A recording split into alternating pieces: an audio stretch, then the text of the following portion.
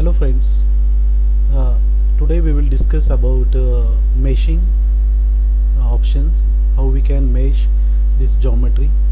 It is one kind of heat exchanger where cold fluid will move from one direction, and from the tube there will be hot fluid. So I have already defined the materials, okay, material point. Then we will go for mesh. We will discuss about what are the different options and how we can do meshing in this video. So let's see.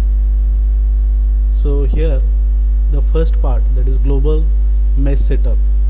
So default there will be 1, that is global scale factor, always 1 default. So here this is the first option, that is global mesh size. We can say apply. Then we will go directly to the compute mesh. Let's see. Here default is a tetra mesh. Then there is another option called hexadominant, and third is a Cartesian. So we will go for tetra mesh part. We will see. So it will take few minutes.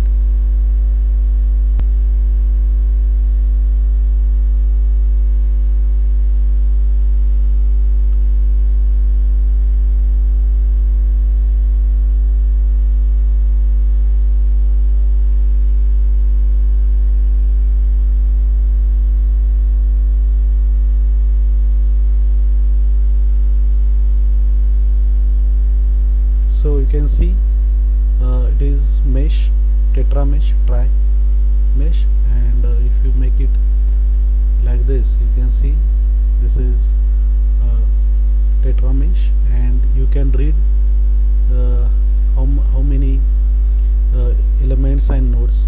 Okay, these are the elements and these are the nodes. So it is about meshing with tri-diagonal or tri-mix, tetra mix. So this option is default used in ICEM CFD. Then there is a edit option. It means once we generate such kind of mesh, one need to edit.